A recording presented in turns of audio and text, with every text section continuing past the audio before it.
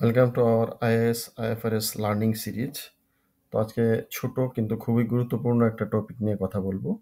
এটা হচ্ছে best estimate versus expected value. তো IS 37 provision contingent asset and contingent liabilities এর আন্ডারে বেস্ট এস্টিমেট এবং এক্সপেক্টেড ভ্যালু কিছু অঙ্ক আসে। তো আমরা একটু দেখি। প্রথমে আমাদের কাছে দুইটা এক্সাম্পল আছে, যেমন ডিকমিশন অফ অয়েল রিগ, অর্থাৎ একটা অয়েল রিগ সেটা হয়তো 10 বছর পর ডিকমিশন করতে হবে। এখানে ইঞ্জিনিয়ার্স প্রবাবিলিটি দিয়েছে 50% chance that cost will be 100 million, 30% chance that cost will be 120 million and 20% chance that cost will be 150 million। তো প্রভিশন রিকোয়ার্ড আমরা আনসার পেয়েছি, প্রভিশন হচ্ছে 50% চান্স, যা 100 মিলিয়ন। একই সাথে আমরা আরেকটা এক্সাম্পল দেখি। এখানে ওয়ারেন্টি অন কার্স, যেখানে কার ম্যানুফ্যাকচারার 500 কার সেল করেছে এবং রিপেয়ারের হিস্ট্রিটা দিয়েছে যে 70% নো রিপেয়ার, 20% মাইনর রিপেয়ার, যেখানে 40,000 টাকা খরচ হয়, আর 10% হচ্ছে মেজর রিপেয়ার, যেখানে 1,50,000 টাকা খরচ হয়। তো আমাদের প্রভিশন বের করতে বলেছে। এখানে প্রভিশনটা আমরা পেয়েছি 0.7 বা 70% ইন্টু 0 এবং 20% ইন্টু 40,000 আর 10% বা 0.1 ইন্টু 1,50,000। তো এইভাবে আমরা পেয়েছি 23,000। তো 500 কারের জন্য আমাদের প্রভিশন রিকোয়ার্ড হচ্ছে আমাদের 11.5 মিলিয়ন। তো আপনারা কি এই দুইটা এক্সাম্পলের মধ্যে একটু পার্থক্য দেখতে পেয়েছেন? প্রথমটা আমরা চান্সগুলাকে পার্সেন্টেজ দিয়ে এই অ্যামাউন্টগুলাকে গুণ করি নাই, বাট দ্বিতীয়টায় আমরা গুণ করেছি। তো এরকম পার্থক্যটা কেন হয়?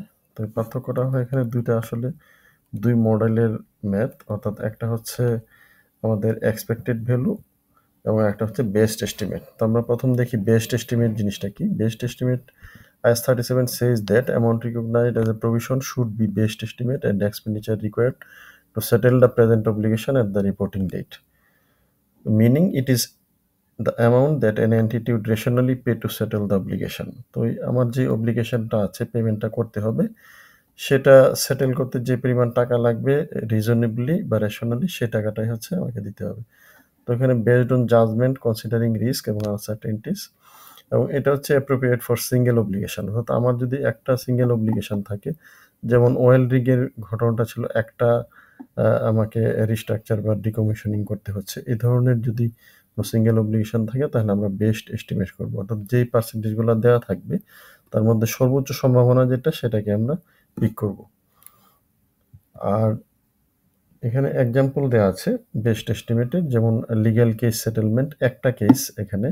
তো একটা কেসে 90% চান্স আছে 5 মিলিয়ন এবং 10% চান্স আছে 10 মিলিয়ন খরচ হবে। তো আমরা এখানে 90% ইন্টু 5 এবং 10 মিলিয়ন টু 10% এভাবে দিয়ে যোগ করব না। আমরা একটা বেস্ট এস্টিমেট যেটা 90% চান্স, সেই অ্যামাউন্টটা শুধু নিব 5 মিলিয়ন।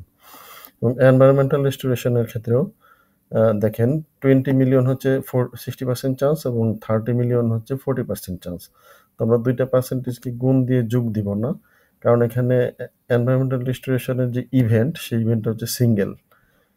তো এখানে মাল্টিপল ইভেন্ট না, যে কারণে আমরা হচ্ছে বেস্ট এস্টিমেট যেটা 20 মিলিয়ন 60% চান্স, সেটা আমরা পিক করব এবং প্রভিশন রাখতে হবে 20 million.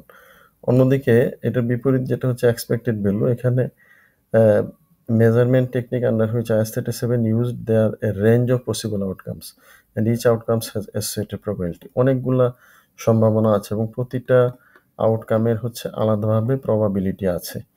It is a probability weighted average of all possible outcomes. এখন আমরা এখানে যতগুলো পসিবল আউটকাম আছে সবগুলোর প্রত্যেকের আলাদা আলাদা প্রবাবিলিটি দিয়ে গুণ দিব, তারপর একত্রে যোগ করে নেব।